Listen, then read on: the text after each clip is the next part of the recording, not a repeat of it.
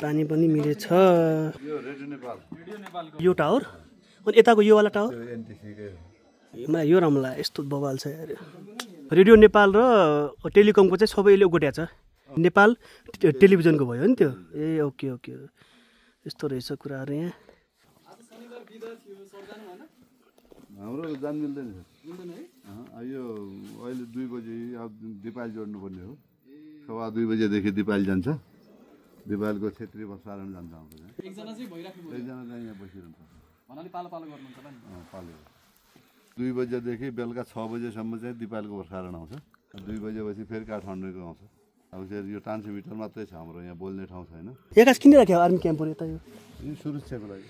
सुरक्षा सङ्कटकालबाटै हो त। त्यति बेला अब यो टावर भनेको मेन टावर हो नि त। यो दूरसञ्चारको पश्चिमको 9 जिल्लाको मेन चाहिँ यही भयो। अब यहाँ यताउति भन्ने बित्तिकै त 9 जिल्ला बन्द हुने भयो। त्यही भएर सुरक्षा बसिया हो। आर्मीको सबै ओकेटोकेहरू पनि यसैबाट त सशस्त्रको जनपदको आर्मीको सबै यसैमा छ त।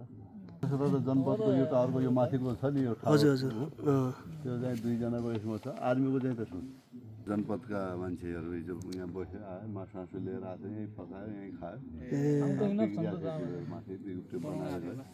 तपाईहरुले चाहिँ खाली रेडियोको हेर्नुहुन्छ? म चाहिँ रेडियो हेरेको पऱ्यो। यहाँका पनि छन्, दूरसञ्चारका पनि छन् 2 जना। अहिले कता रोडतिर गएको चिया खान जाने, सामान ल्याउने तल यही रोडमै छन् दोकानहरू।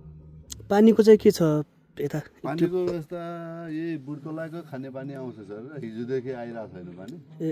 पानीको चाहिँ पानीको अलि उयो छ, उता निङलाडी खोलाबाट आउँछ यो पानी आउँछ चाहिँ। पहिला जुन मुहानहरू छ सब सुकिसक्यो। त्यो त हो। म अघि हामी त्यहाँ गयौँ नि, त्यो खानडाँडाबाट भित्र, त्यो भनेको तिम्रो चिस्यान ठाउँ हो कि, पानी बगिरहेको ठाउँ छैन कि अहिले त्यहाँ, सुक्खा छ हेर। 10 वर्ष अगाडिसम्म त्यो पानी थियो।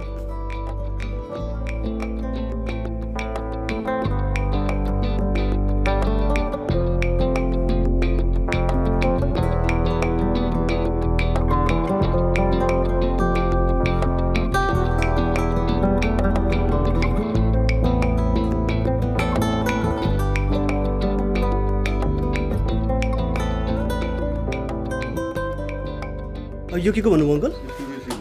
सुबिसी हो न? यहाँ त पुरै सर्भर रहेछ नि यो यता पुरै सुबिसी। सोलरको र बत्तीको जोड्ने ठाउँ यसैबाट चल्नुहुन्छ। अब उनका सबै तलका नेटहरू तल चलाउने होला। बिग्रियो भने चाहिँ यसैमा हेर्दैन, उता गरिदिनु भनेर भिडियो कल गरेर देखाउँछन्। सजिलो मजाले भिडियो कल गरे यस्तो यस्तो भन्यो सजिलो, नत्र त मान्छे आउनु पर्दैन। गरिदिनु भनेर सिकाउनुहुन्छ, अनि त्यस्तै गरिदिन्छ हामीले। जस अङ्कलले अब टेलिकम टेलिभिजन सबै कुराहरू लगभग हुन त एक्सपिरियन्स भन्नु त्यही हुँदा तपाईँ यत्रो वर्ष भइसकेछ। एक्सपिरियन्सले जो सबै कुरा सिकाउँछ भन्ने कुरो हो।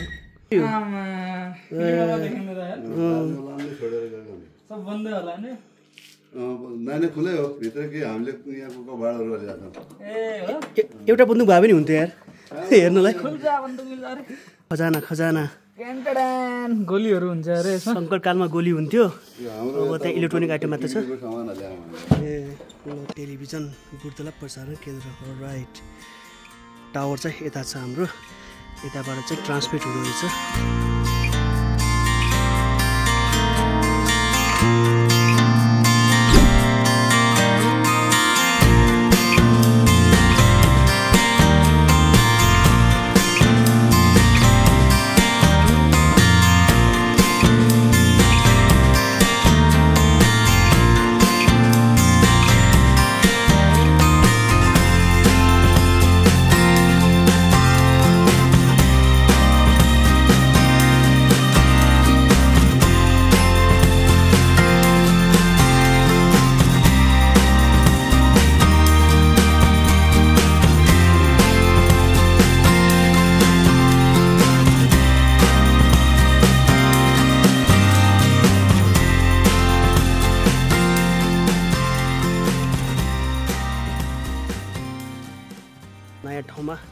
नयाँ कुरा थाहा पाइरहेको छु म।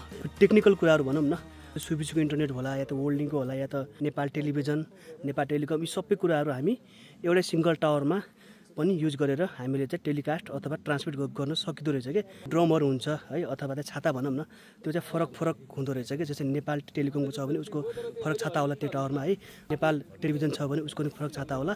टावर चाहिँ हामी सिङ्गल रूपमा चाहिँ युज पनि गर्न मिल्दो रहेछ क्या। त्यो एउटा युनिक कुरा चाहिँ थाहा भयो होला है। यत्रो जानकारी दिनुभयो तपाईँले, धन्यवाद तपाईँलाई आफूले जाने जतिको दियो ल भेट्ला अङ्कल है ल ल राइट आजको चाहिँ एउटा टेक्नोलोजिकल ब्लग पनि भयो र एउटा नयाँ ठाउँ जस्तो पनि भयो है नयाँ नयाँ कुरा थाहा पायो अङ्कलबाट अथवा हाम्रो यो नेपाल टेलिभिजनको प्रसारणदेखि लिएर अनि जति पनि छ हाम्रो नेटदेखि लिएर होइन रेडियो नेपालदेखि लिएर फ्रिक्वेन्सीको कुराहरू है यी कुरा चाहिँ कतिको इम्पोर्टेन्ट छ हाम्रो देशको कम्युनिकेसनको लागि अथवा जानकारीको कुराहरूको लागि इन्फर्मेसनको लागि भन्ने कुरा चाहिँ यो प्र्याक्टिकली यहाँबाट मजाले हेरेर सिक्न पनि पाइयो है एउटा नयाँ युनिक फ्रेसनेस एउटा त्यो टाइपको चाहिँ भ्लग एउटा भयो भनौँ न त्यो खुसी लाग्यो मलाई अब नेक्स्ट टाइम अब यस्तो खालको भ्लग त नहोला अब मेरो त अब अफकोर्स त एडभान्चर र ट्राभल भ्लग नै हुने हो तैपनि सकेसम्म अब टेक्नोलोजिकल कुरादेखि लिएर नेचुरल कुराहरू जे जति छ है सन्देशमूलक अथवा इन्फर्मेटिभ रूपमा चाहिँ म दिने म ट्राई गर्छु नेक्स्ट विक अथवा नेक्स्ट आगामी भ्लगहरूमा त्यही हो ल तबसम्मलाई you have to stay healthy stay safe and गर्मीको टाइममा आइसकेको छ अहिले चाहिँ बस्नु पऱ्यो है त ल जय हाम्रो नेपालको NTC Nepal telecom Subisu radio Nepal सबै टावरलाई चाहिँ जय होस् जय हाम्रो बुटतला ल see you in the next blog in the next time with a new content ल सेयर अफ हामी यही छौँ